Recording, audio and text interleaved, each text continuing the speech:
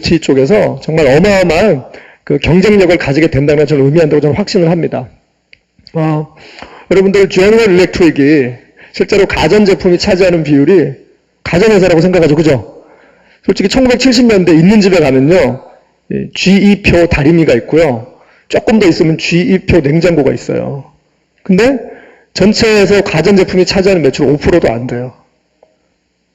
계속 업그레이드 된다는 거죠.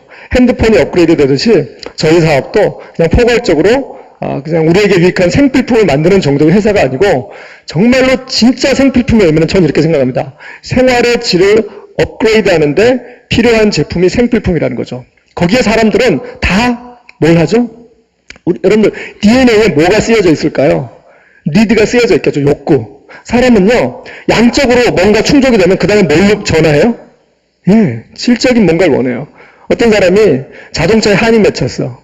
그럼 성공한 다음에 티코를 한 440대 사요? 그렇게 하지 않아요. 그죠? 양복에 한이 맺히면 맨스타 양복 40벌 삽니까?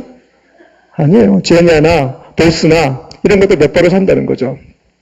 제가 1989년에 처음으로 차를 샀어요. 르망 되게 비싼 차였어요. 그때만 해도. 압구정도 가니까 빨간색 르망도 아니면 다 그 오렌지족이었어요. 왜 샀냐면 36개월 무이자래요. 제가 그 당시에 여의도에 동서증권 본사에 근무했는데 그 바로 옆에 대우증권입니다. 대우증권 1층에는 대우자동차 영업소가 있었어요. 36개월 무이자인데 어떻게 안 살 수가 있어요. 그럼 반드시 사야 됩니다. 그래서 차를 샀어요. 토요일날 차가 딱 도착했습니다. 89년 12월에. 너무 이쁘더라고요. 그래서 제가 얘기했죠. 운전면허가 없다. 이제 그냥 차만 샀어요. 일단. 기회가 되니까 차부터 샀죠. 이 영업사원이 너무 이런 저런 또라이가 있네 이런 표정을 보는 거예요. 그래서 차 좀 옮겨달라고 그래가지고 차 이제 반포까지 차가 왔어요. 이제 겨울에 주차장에 차가 이렇게 주차되어 있잖아요. 움직일 수가 없죠. 차 운전할 줄 모르니까. 그리고 겨울에 밤에 싹 되면 차에다 시동을 탁 켜고 그 안에서 막 4시간씩 놀았어요. 음악 듣고 막 하면서. 근데 사람 참 이상한 게 간절하잖아요. 차가 있으니까 한 번도 안 떨어지고 한 번에 붙었어요. 그것도 일반 학원을 포함 너무 오래 걸려가지고 이런 공식적인 자리에서 이런 얘기하면 그런 야매라는 게 있어요. 그래가지고 여기 잠실 탄천에서 이렇게 이 T자하고 이거 S고 하는 게 있거든요. 거기서 해가지고 불법으로 해가지고 이거 혹시 녹음되나 모르겠네. 저거 촬영하고 있네. 그래서 제가 그렇게 해서 차를 샀습니다. 그러고 나서 36개월 무이자 할부가 끝나고 제가 이제 차를 바꾸죠. 왜? 그 중고를 팔고 그걸 보증금으로 넣고 또 할부를 시작하는 겁니다. 그 당시에 에스페로를 샀어요, 제가. 근데 영업사님이 저한테 이러더라고요. 대리님, 그 에어백이라는 게 있는데 요거를 장착하면 110만 원이래요. 그래서 뭔데? 그러니까 이게 핸들 중간에 딱 이게 들어가 있는데요. 정면 충돌했을 경우에 다 죽는데 이거는 정면 충돌 이게 막 터져가지고 막 사람을 살려준대요. 얼마야? 110만 원. 그래서 내가 그랬다. 야, 정면 충돌하면 장난하게 죽어야지. 뭘 그러고 나서 사냐? 됐어. 빼. 그 다음에 또 ABS라는 게 있대요. 이건 뭔데? 80만 원이래요. 뭐냐니까 이게 급브레이크 밟거나 눈길 빗길에서 급제동을 하면 이게 차가 뒤틀려가지고 또 중앙선을 넘어가 사고가 나는데 이게 컴퓨터가 인지를 해서 그 센서가 1초에 수십 회를 밟아줘서 차가 이렇게 바깥으로 나가는 거를 방지해준대요. 제가 이렇게 얘기했어요. 내가 수십 회 밟을게. 빼라. 180만 원 절약되잖아요. 그죠? 그쵸?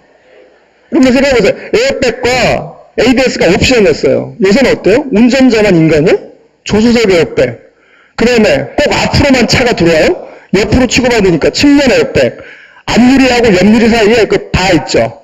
거기에도 에어백이 들어가 있어. 그렇게 치고 들어올 수도 있으니까. 그 다음 뒷자리 에어백. 그죠? 그 다음에 또 어때요? 앞자리 조수석에 애 탔다가 에어백 터져서 어떻게 돼요? 에어백이 터져서 죽어요. 그래서 지금 에어백도 진화하고 있어요. 어떻게 진화하는지 아세요? 결국 인간은요, 양적으로 충족되면 욕구가 업그레이드 되는데, 업그레이드 된다면 어떻게 되는지 아세요? 욕구가 세분화돼요. 그죠? 욕구가 세분화돼요.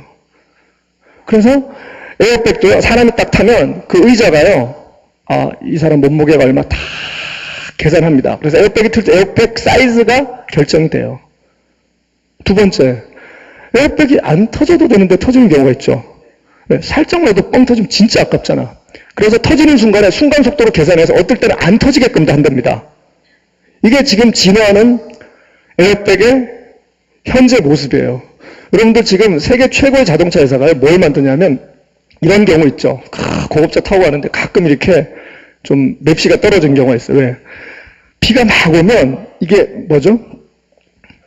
네, 옆에 막 성에가 껴가지고 그 김이 껴서 바깥에 이렇게 문 쫙 열고 이렇게 휴지를 한번 싹 닦고 팍 올려내는 경우가 있잖아요. 간혹 가다가. 그래서 이 사이드미러 있죠. 사이드미러에 빗물이 딱 고이면요. 그거를 약간 진동을 줘가지고 빗물을 계속 떨어뜨리게끔 하는 게 지금 기술적으로 현실화되어 있어요. 굳이 그렇게 해야 돼? 옛날에 저희가 한국이동통실, 야, 이거 사야 되나 그럴 때 많은 저희 선배들이 계세요. 저 그때 주임일 때. 주임 말고 주임. 처음에 입사했다 하면 주임이에요. 주임. 야, 걸어다니면서 전화할 일이 그렇게 많나? 이렇게 얘기했어요. 제가 여기서 집에 지갑은 두고 가도 핸드폰 안 두고 옵니다. 핸드폰하고 누틸라이트 지퍼백은 꼭 챙겨요. 지금 여러분들 이거 보세요. 지금 아까 그 영상을 보셨지만 저렇게까지 해서 뭐 그냥 명대로 사는 거 아니야? 저렇게 해서 뭐 벽에 뭐 칠할 때까지 살아야 돼? 아니에요. 건강하게 안 칠하고 사는 거예요. 건강하게. 얼마 전까지 100세라고 그랬죠. 지금 영국에는 120세까지로 나와 있어요. 성경에 나오는 우리 믿음의 조상 아브라함이 몇 년 산지 아세요? 900년인가? 그죠?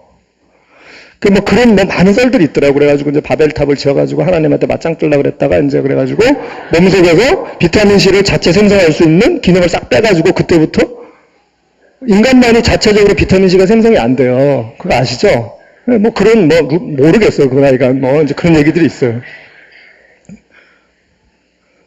그러니까 매일매일 우리가 항산화제를 왜 섭취하고 왜 사람마다 그것이 다르고 왜 이게 뭘 의미하는 건지에 대해서 사람들이 이걸 알잖아요. 알면 다 한다는 거죠. 그렇죠? 알면 다 해요. 알면 다 하게끔 되어 있다는 거죠. 에어백은 만약에 한 번 터질 거에 대비해서 뭘 해요? 에어백을 장착을 하죠. 심장은 한 번 문제가 생기면 그 다음에 어떻게 돼요? 죽는 거예요. 그래서 심장 DNA 테스트를 따로 하는 겁니다. 아까 화면에 보시면 심장 질환 가능성 여부를 알려준다고 밑에 자막이 뭐가 나오면 이거는 당신의 생활 습관으로 인해서 생긴 심장 질환과는 별개의 것이라고 나오죠. 저는 여러 번 봤기 때문에 외우고 있어요. 그러니까 막 담배 피고 그렇게 해서 그게 아니고 유전적으로 걸릴 수 있는 심장 질환 가능성에 대해서 그걸 알려준다는 겁니다. 그래서 맞춤으로 다 된다는 거죠. 정말 근데 놀랍게도 여러분들 캐나다의 그 김성기 다이아몬드 아시죠? 예, 퀵스타 김성기 다이아몬드는 미국 퀵스타에서 하와이 다이아몬드 초청 여행 때 다 그걸 프리로 받게끔 해줬대요. DNA 테스트를. 근데 그분 생긴 모습 아세요? 힘 세게 생겼잖아. 옛날에 원시대 태어났었어도 아마 다이아몬드가 됐을 거예요. 힘도 세고 그러니까. 완벽하대요. DNA상으로.